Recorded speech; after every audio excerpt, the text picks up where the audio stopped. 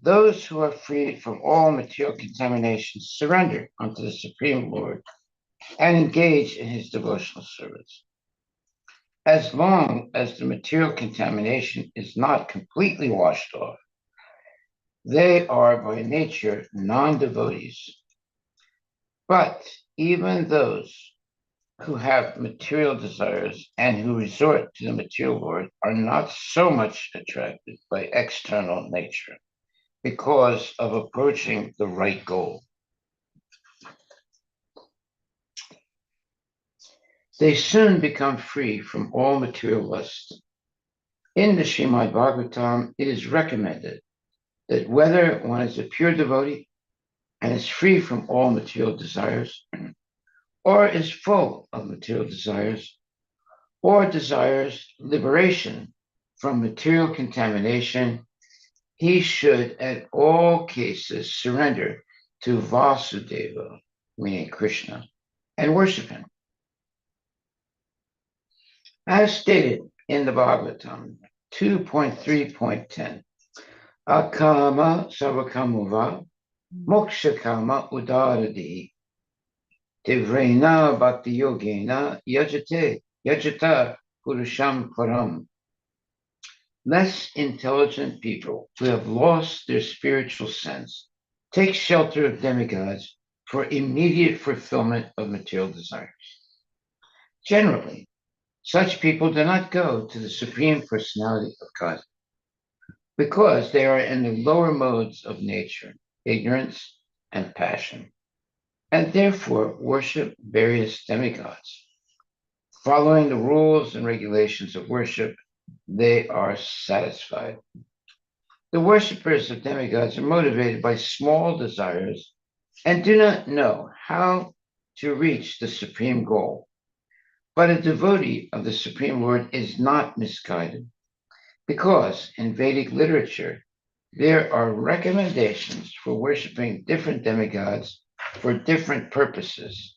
That is, a diseased man is recommended to worship the sun. Those who are not devotees of the Lord think that for certain purposes, demigods are better than the Supreme Lord. But a pure devotee knows that the Supreme Lord Krishna is the master of all. In the Chaitanya Charitamrita, Adi 5:142, it is said, Kale Ishvara Krishna Ara Savabhritya. Only the Supreme Personality of Godhead Krishna is master, and all others are servants. Therefore, a pure devotee never goes to demigods for satisfaction of his material needs. He depends on the Supreme Lord, and the pure devotee is satisfied with whatever he gives. Well, that's very good, and especially when it says, a pure devotee never goes to the demigods for satisfaction of his material needs. Okay, that's one. And two, he depends on the Supreme Lord, and the pure devotee is satisfied with whatever the Lord gives. Hare Krishna, yes. Yeah, that makes sense. And the pure devotee is satisfied with whatever the Lord gives. Haribol. Text 21. Yo yo yam yam tanam bhakta shraddha yachitam ikshati tasya tasya chalam shraddham tameva vidadam yaham. I am in everyone's heart as the super soul. As soon as one desires to worship some demigod, I make his faith steady so that he can devote himself to that particular deity. So this, whenever I read this verse, I always ask myself, why would Krishna want to make the worshiper of a demigod have very strong faith so that he can devote himself to the demigod? Why would he do that? Mm-hmm. Well, we're going to hear about that now. Mm-hmm. God has given independence to everyone. Therefore, if a person desires to have material enjoyment, and wants very sincerely to have such facilities from the material demigods, the Supreme Lord, as super soul in everyone's heart, understands and gives facilities to such persons. There it is. That's the explanation. As the Supreme Father of all living entities, he does not interfere with their independence, but gives all facilities so that they can fulfill their material desires. Some may ask why the all powerful God gives facilities to the living entities for enjoying this material world and so lets them fall into the trap of the illusory energy. The answer is that if the Supreme Lord, as Supersoul, does not give such facilities, then there's no meaning to independence. Therefore, he gives everyone full independence, whatever one likes. But his ultimate instruction we find in the Bhagavad Gita. One should give up all other engagements and fully surrender unto him, meaning Krishna. That will make man happy. So the understanding is if one doesn't fully surrender to Krishna, he will not really be happy. He might have some happiness, but it will not be sustainable, let's put it like that. Whereas if someone fully surrenders to Krishna, then his happiness will be sustainable. Both in the living entity and the demigods, both the living entity and the demigods are subordinate to the will of the Supreme Personality of Godhead. Therefore, the living entity cannot worship the demigod by his own desire, nor can the demigod bestow any benediction without the supreme will. That means whether you want to be a devotee or you want to be a nonsense person, you still have to have the help of the Lord, either way. As it is said, not a blade of grass moves without the will of the Supreme Personality of Godhead. Yeah, that's a famous saying. Not a blade of grass moves without the will of the Supreme Personality of Godhead. Generally, persons who are distressed in the material world go to the demigods, and as they are advised in the Vedic literature. A person wanting some particular thing may worship such and such a demigod. For example, a diseased person is recommended to worship the sun god. A person wanting education may worship the goddess of learning, Saraswati. And a person wanting a beautiful wife may worship the goddess Uma, the wife of Lord Shiva. In this way, there are recommendations in the Shastras, Vedic scriptures, for different modes of worship of different demigods. And because a particular living entity wants to enjoy a particular material facility, the Lord inspires him with a strong desire to achieve that benediction from that particular demigod. And so he successfully receives the benediction. Well, we should be very careful of what we want in life because we could get caught in this trap of worshiping demigods for many, many lifetimes. The particular mode of the devotional attitude of the living entity toward a particular type of demigod is also arranged by the Supreme Lord. The demigods cannot infuse the living entities with such an affinity, but because he, the Lord, is the Supreme Lord or the Supersoul who is present in the hearts of all living entities, Krishna gives impetus to man to worship certain demigods. The demigods are actually different parts of the universal body of the Supreme Lord. Therefore, they have no independence. In the Vedic literature, it is stated, the Supreme Personality of Godhead as Supersoul is also present within the heart of the demigod. Therefore, he arranges through the demigod to fulfill the desire of the living entity. But both the demigod and the living entity are dependent on the supreme will. They are not independent. Well, that's not the statements of Mayavadis. They have a different understanding than what we just read because they have incomplete knowledge. But Krishna arranges through the demigod to fulfill the desire of the living entity. But both the demigod and the living entity are dependent on the supreme will. They are not independent. Okay? That's our important takeaway there. Text 22. Endowed with such a faith, he endeavors to worship a particular demigod and obtains his desires.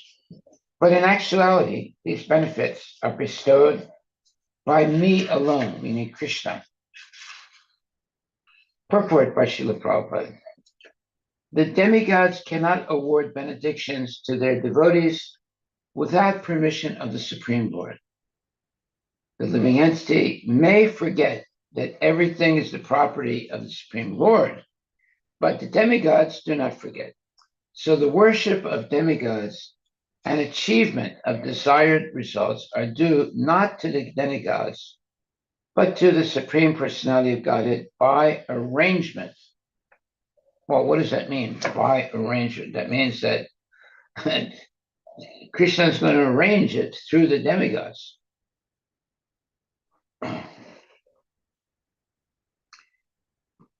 The less intelligent living entity does not know this, and therefore he foolishly goes to the demigods for some benefit. But the pure devotee, when in need of something, prays only to the Supreme Lord. Asking for a material benefit, however, is not a sign of a pure devotee. A living entity goes to the demigods usually because he is mad to fulfill his lust. This happens when something undue is desired by the living entity and the Lord himself does not fulfill the desire.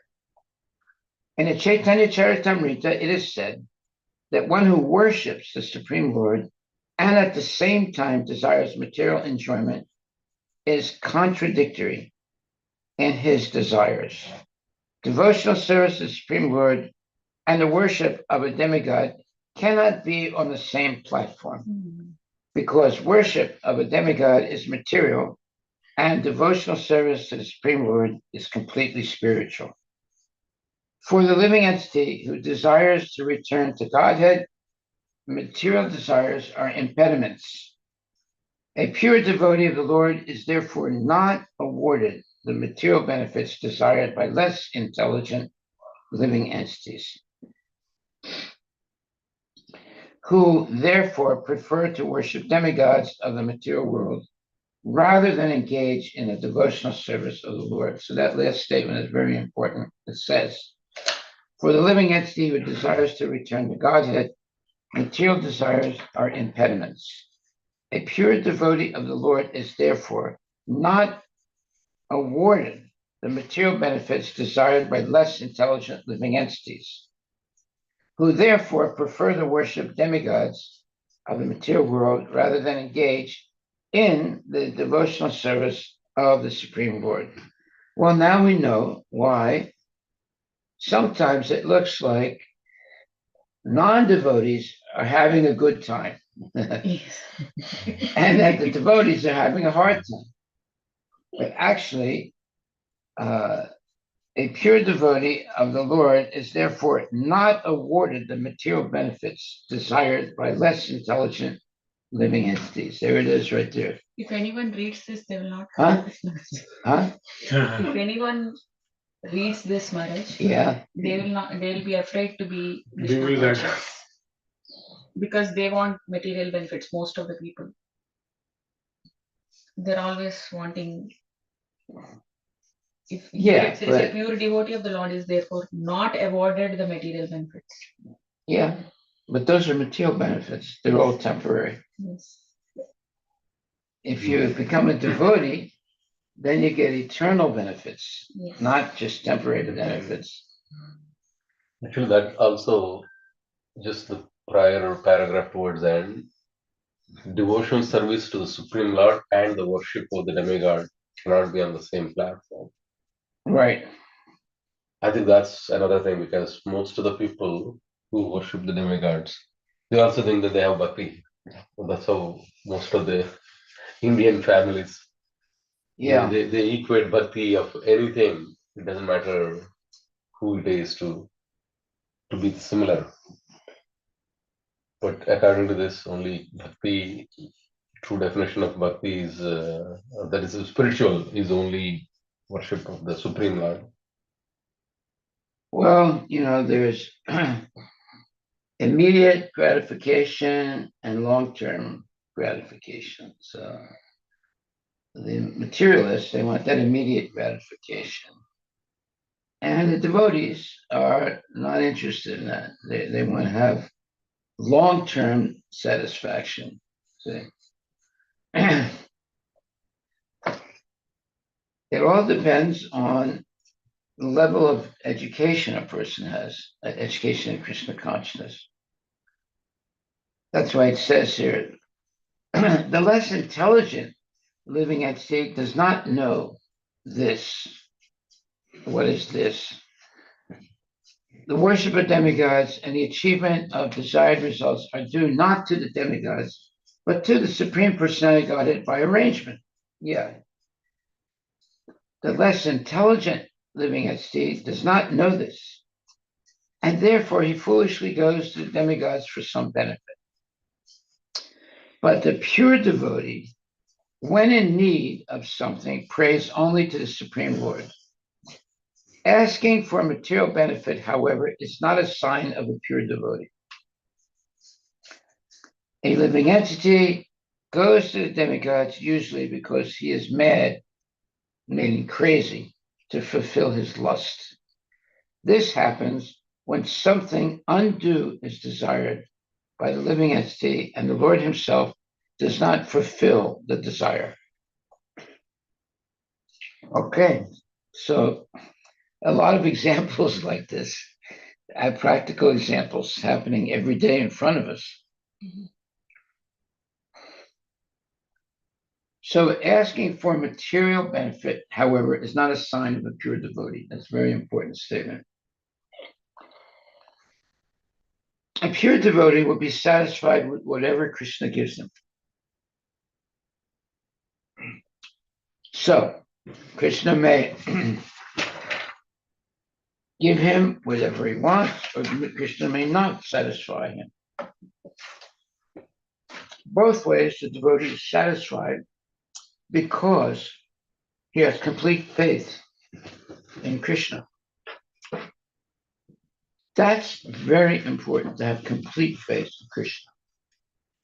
Then you can tolerate all situations. Without complete faith in Krishna, one can easily give up Krishna because there'll be tests that'll happen in life. And if we fail in the test, then we usually say, I don't believe in God anymore. Just like sometimes a relative is very sick. And persons who are not really devotees, but because they're afraid that their relative is going to die, they'll start coming to the temple and praying and hoping that their relative doesn't die, and they keep praying and praying. And then the relative dies, and then they say, I don't believe in God anymore. I prayed and I prayed, but still my relative died, then I don't believe in God. You get upset like that. It happens a lot. But a devotee accepts whatever Krishna gives him. So that way, he's satisfied with success, he's satisfied with distress, or is satisfied with whatever Krishna gives or doesn't give, knowing that Krishna will only give the devotee what is beneficial to him. So if he doesn't give him some things, that means that the devotee is not mature enough to deal with those things, or those things are actually very negative, and therefore devotees should not come in contact with them. We have to have faith that Krishna is all-knowing. He has all knowledge. So he's more knowledgeable than we are about what we should have and what we should not have.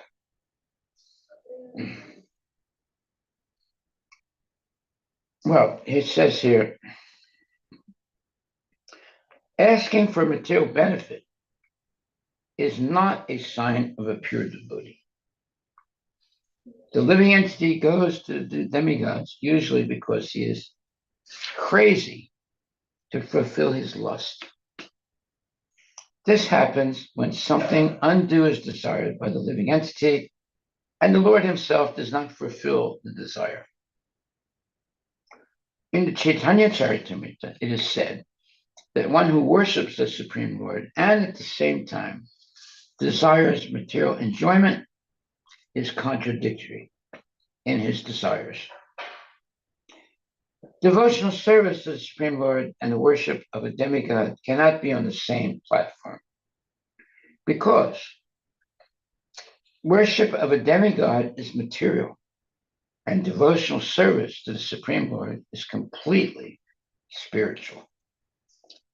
For the living entity who desires to return to Godhead, material desires are impediments.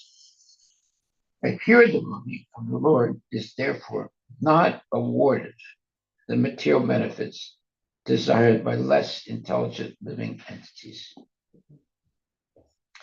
who therefore prefer to worship demigods of the material world rather than engage in the devotional service of the Supreme Lord.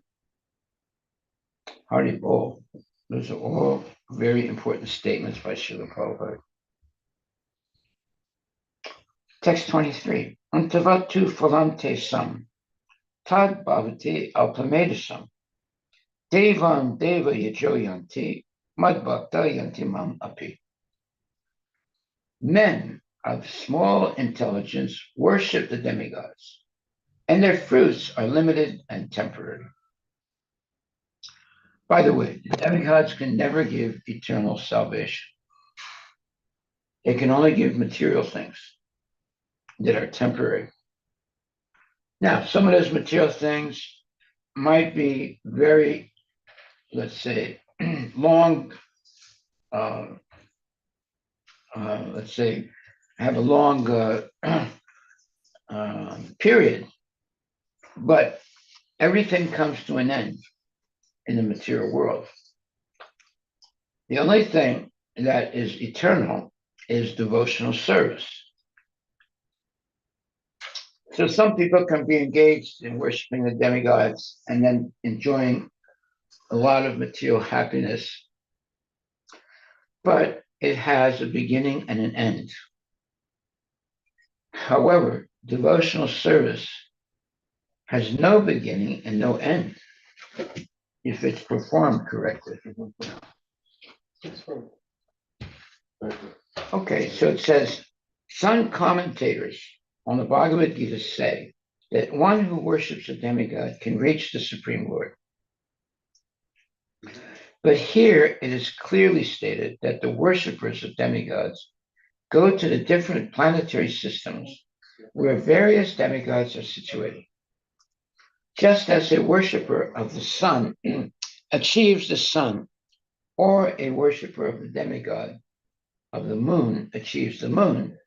Similarly, if one wants to worship a demigod like Indra, he can attain that particular god's planet. It is not that everyone, regardless of whatever demigod is worshipped, will reach the Supreme Personality of Godhead. That is denied here. For it is clearly stated that the worshippers of demigods go to different planets in the material world, but the devotee of the Supreme Lord goes directly to the supreme planet of the personality of Godhead. Now, why did Prabhupada write that? Because there are so many hodgepodge Hindus that believe that everything is equal. You can worship this god or that god, you get the same result. But that's not true. All the gods are not equal.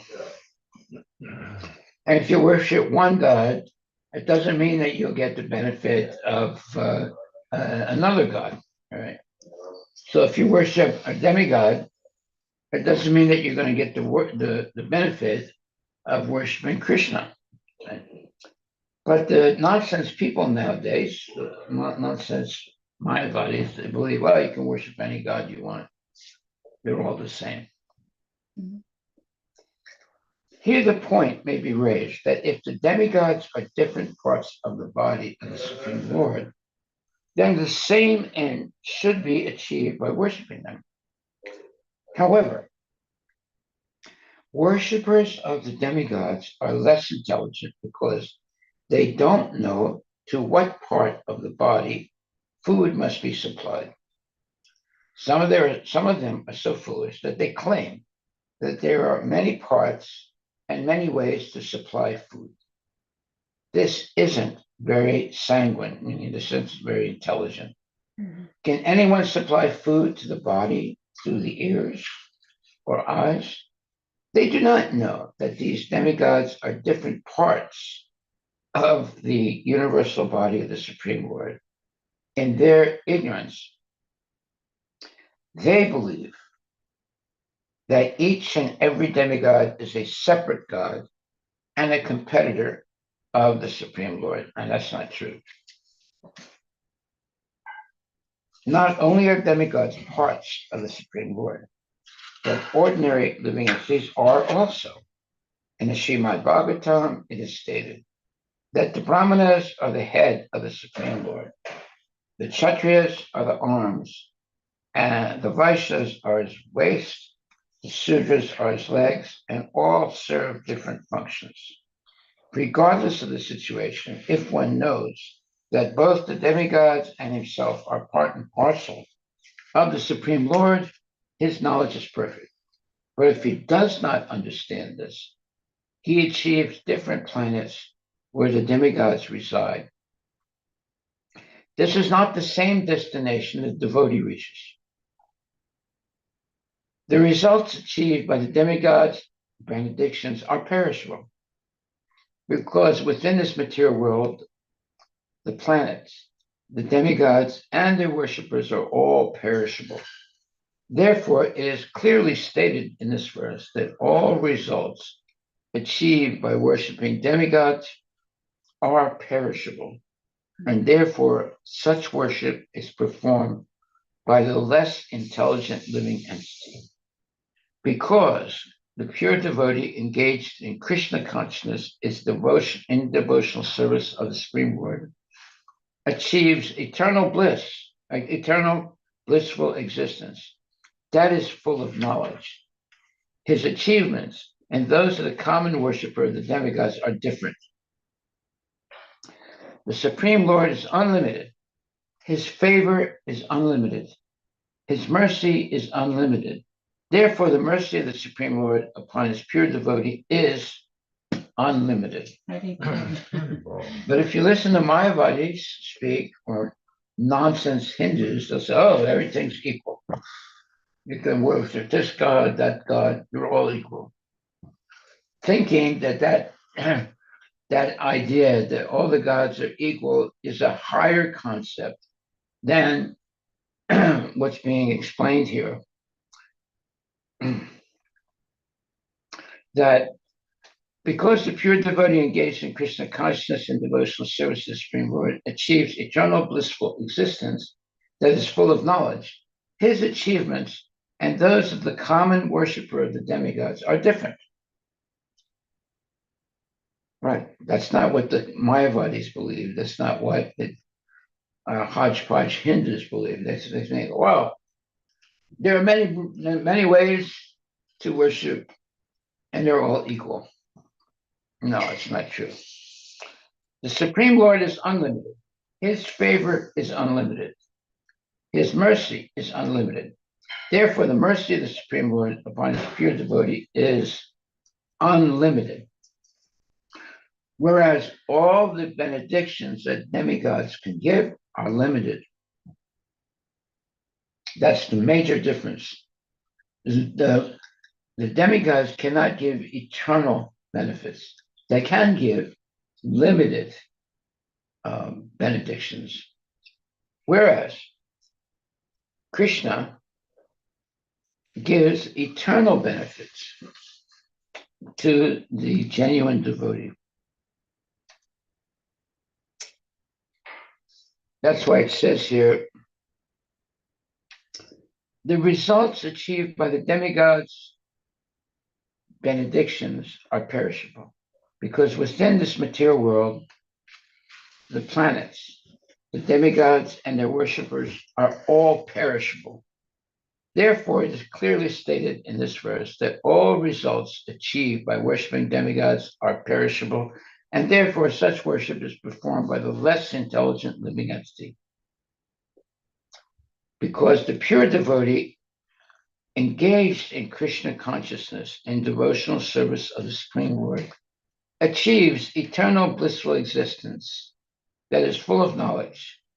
His achievements and those of the common worshiper of the demigods are different. The Supreme Lord is unlimited. His favor is unlimited. His mercy is unlimited. Therefore, the mercy of the Supreme Lord upon his pure devotee is unlimited. Wow. Wonderful statements by Prabhupada. We'll stop right there and meditate on this wonderful purport. So our takeaway is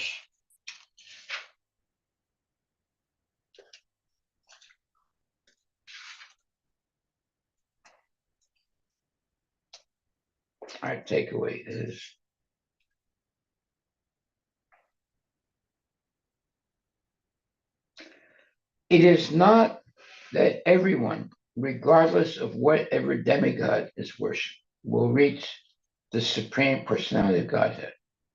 That is denied here, for it is clearly stated that the worshippers of demigods go to different planets in the material world, but the devotee of the Supreme Lord goes directly to the supreme planet of the Personality of Godhead. That is our takeaway.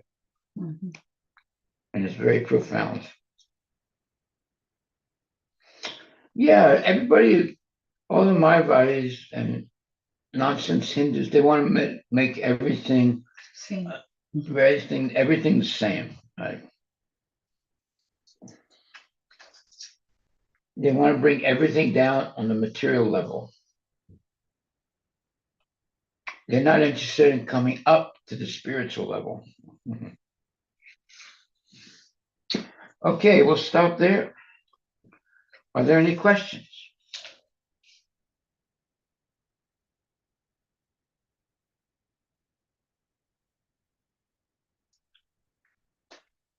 So, in the 11th chapter, second,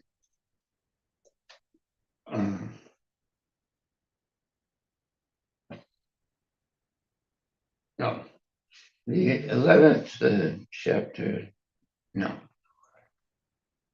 Anyway, there's a 11.2.6 says, demigods cannot punish or reward. A living being is dependent. Demigods follow the particular karma of a living entity in awarding him happiness and distress. That's interesting. Demigods cannot punish or reward. A living entity being completely dependent.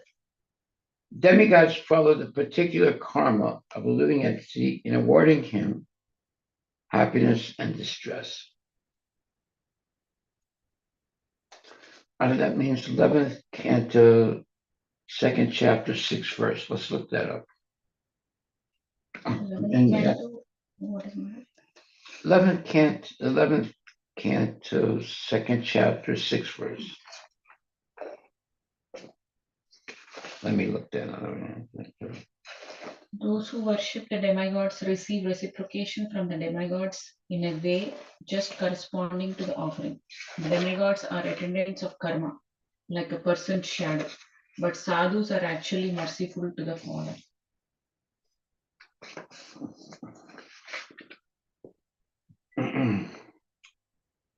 11 to 6. 11 to 6.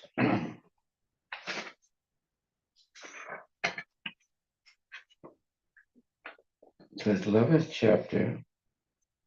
11th canto, Maharaj. 11th canto. It's in Bhagavatam. Yeah. Okay, so read that again. The demigods, those who worship the demigods receive reciprocation from the demigods in a way just corresponding to the offering.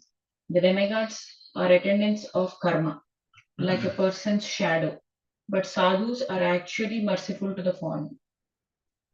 That's all? Anything else? That's it, Maharaj. That's the translation. In the purport. The purport. Read that. The demigods are empowered by the Lord to follow precisely the particular karma of a living entity in awarding him happiness and distress. Just as a shadow cannot move independently, the demigods cannot punish or reward a living being independently. There it is. That's important. Go ahead. Although the demigods are millions of times more powerful than the human beings on earth, they are ultimately tiny servants of God, whom the Lord allows to play as the controllers of the universe. In the 4th canto of Srimad Bhagavatam, Prithu Maharaj, an empowered incarnation of the Lord, states that even the demigods are subject to punishment by the Lord if they deviate from his laws. On the other hand, devotees of the Lord, such as Narada Muni, by their potent preaching, can interfere in the karma of a living being by persuading him to give up his fruitive activity and mental speculation and surrender to the Supreme Personality of Godhead. It can change his destiny. Yes. Very important. But demigods cannot. That's what it says. A pure devotee can do that. In material existence, one works hard under the bondage of ignorance. But if one becomes enlightened by association with a pure devotee of the Lord, one can understand one's actual position as an eternal servant of God. By rendering such service, one dissolves his attachment to the material world and the reactions of his previous activities, and as a surrendered soul, he is endowed with unlimited spiritual freedom in the service of the Lord. He's liberated. Yes. So it's much better to be a devotee than a non-devotee. Non-devotees are always going to be trapped by Maya. And the devotee has a chance to be liberated from the tricks of Maya. Prabhupada said that when a devotee does not follow the regulative principles, Maya plays tricks on him.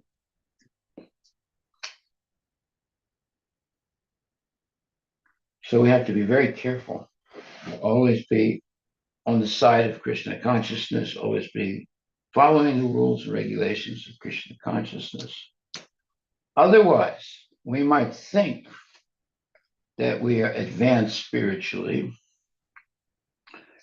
but if we're not strictly following, Maya will play tricks on our activities and mind, and we'll make many mistakes.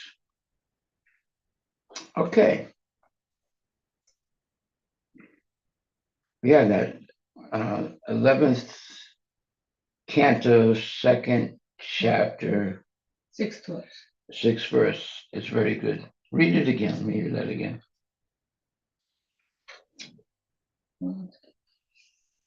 The demigods are empowered by the Lord to follow precisely the particular karma of a living entity in awarding him happiness and distress. Just as a shadow cannot move independently, the demigods cannot punish or reward a living being independently. Although the demigods are millions of times more powerful than the human beings on earth, they are ultimately tiny servants of God, whom the Lord ultimately tiny servants of the God, whom the Lord allows to play as the controllers of the universe. In the fourth canto of Srimad Bhagavatam, Prithu Maharaj, an empowered incarnation of the Lord, states that even the demigods are subject to punishment by the Lord if they deviate from his laws.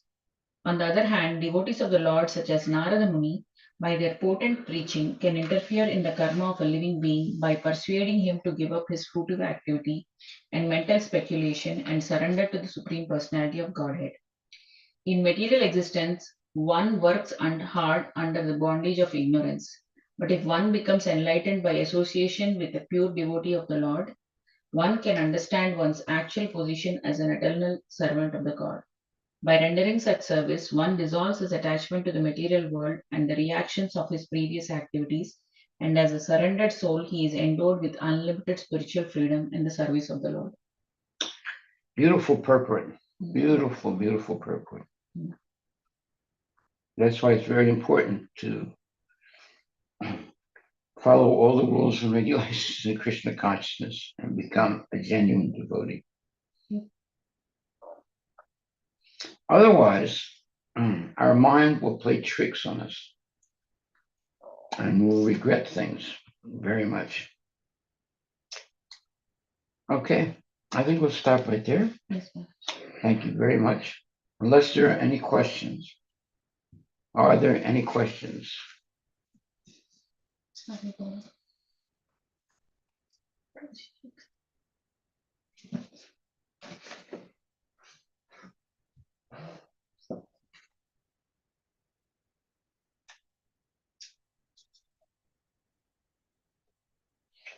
Okay, so our takeaway is the actual verse, text 23.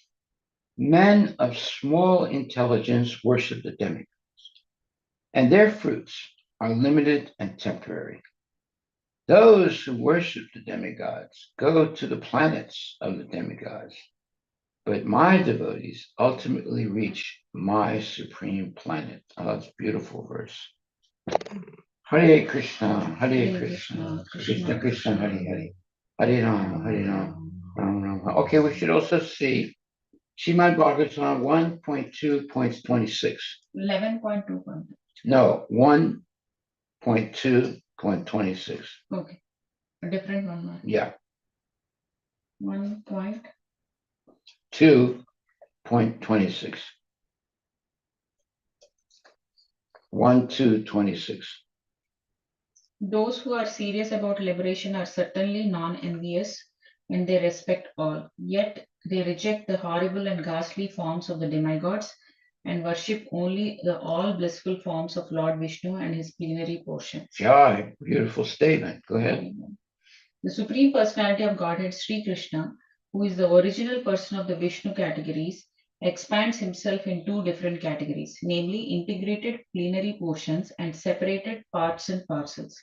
The separated parts and parcels are the servitors, and the integrated plenary portions of Vishnu Tattvas are the worshipful objects of service.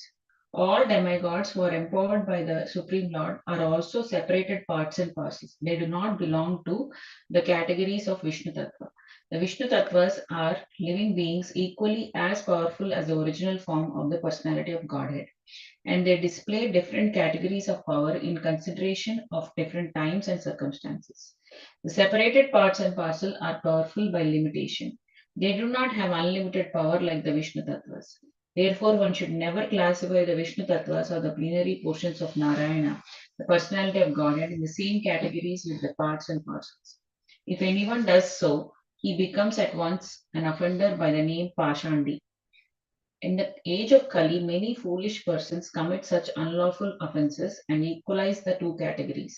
The separated parts and parcels have different positions in the estimation of material powers, and some of them are like Kala Bhairava, Smashana Bhairava, Sheni, Mahakali, and Chandika. These demigods are worshipped mostly by those who are in the lowest categories of the modes of darkness or ignorance.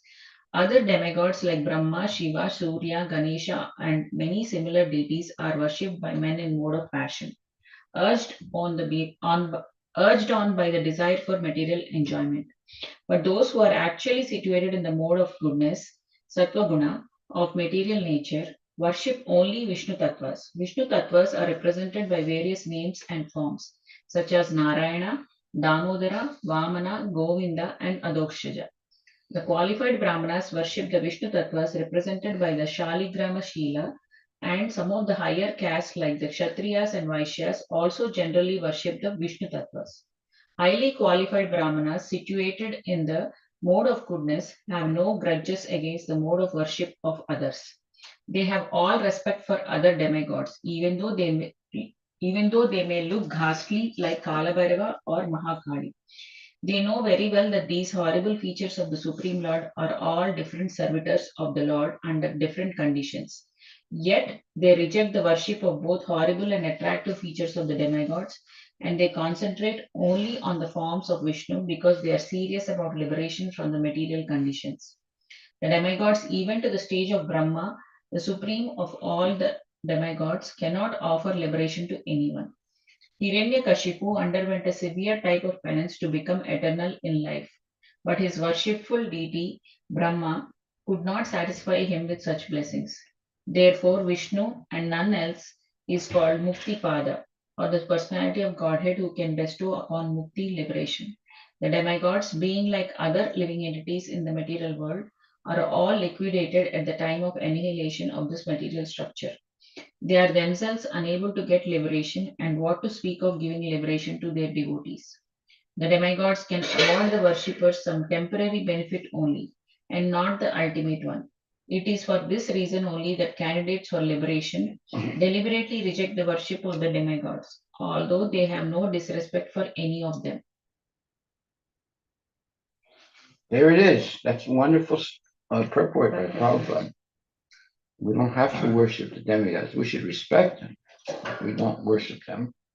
We only worship Krishna, the Supreme Personality of Godhead. And that satisfies the demigods also.